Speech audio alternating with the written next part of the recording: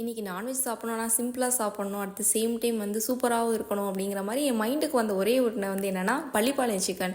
எனக்கு all time favourite. நான் புரட்டாசியில் இருந்தப்போ கூட எனக்கு கிரேவிங்ஸ் ஹையஸ்ட் கிரேவிங்ஸ் ஆனது வந்து வேறு எதுவுமே ஆகாது. எனக்கு இந்த பள்ளிப்பாளையம் சிக்கன் தான் ஆகும். அப்புறம் இந்த சிக்கன் 65 இன்றைக்கி பண்ணலாமே அப்படின்னு என் பிரதரில் தான் வந்துட்டு நான் பண்ணுறேன் அப்படின்னு சொல்லிட்டு இருந்தாங்க. ஆனால் வந்து மூஞ்சி காமிக்க மாட்டாங்களாம். அப்புறம் வந்து குண்டாக்குள்ளெல்லாம் வந்து டப்பாவை போட்டு என்னமோ பண்ணிகிட்டு இருந்தாங்க. ஆக்சுவலி வந்து பேசிக் மஞ்சத்தூள் போடணும், 4 பொருட்கள் தான், ஆனால் மஞ்சத்தூளே இல்லை.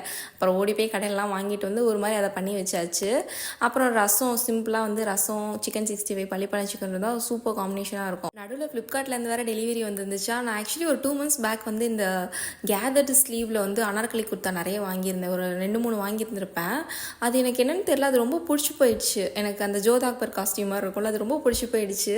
நான் இப்போ 4 காமிக்கிறேன்ல, இந்த 4மே வந்துட்டு எனக்கு ஃப்ரண்ட் பேஜில் ஷோ ஆகிட்டே இருந்துச்சு ஃப்ளிப்கார்ட்டுக்குள்ளே. சரி கழுதை வாங்கிடலாம் அப்படின்னு சொல்லிட்டு பார்த்தேன். நல்லா இருந்துச்சு. இது மட்டும் வந்துட்டு ஜார்ஜெட்டோ சம்திங் மாதிரி. இதுக்கு முன்னாடி காமிச்சது வந்து காட்டன் மெட்டீரியல். நான் ஆல்ரெடி சொன்னது தான், எனக்கு ட்ரெஸ்ஸுக்கான ரிவ்யூ ப்ராப்பராக கொடுக்க முடியல. இந்த சேனல் வந்துட்டு நான் வ்ளாக் பண்ணலாம் அப்படிங்கிறதுக்காக தான் ஓப்பன் பண்ணேன். ஃபுல்லாக ட்ரெஸ்ஸுக்கு ரிவ்யூ கொடுக்க முடியாதுல்ல, அதனால் நான் வந்து விச்சூஸ் கலெக்ஷன் ஒரு பேஜ் நான் ஓப்பன் பண்ணேன். ஜஸ்ட் இன்ஃபர்மேஷனுக்காக தான், உங்களுக்கு அந்த ப்ராடக்ட் பற்றின நாலேஜ் சொல்கிறதுக்காக. மற்றபடிலாம் வந்துட்டு உங்களுக்கு எந்த டீல் வேணாலும் நீங்கள் அந்த பேஜில் செக் பண்ணி பாருங்கள். அப்புறம் அப்படியே கிச்சனுக்குள்ளே போனேன். என் ஹஸ்பண்ட் சிக்கன் 65 மட்டும் பொரிச்சிட்டு இருந்தாங்க.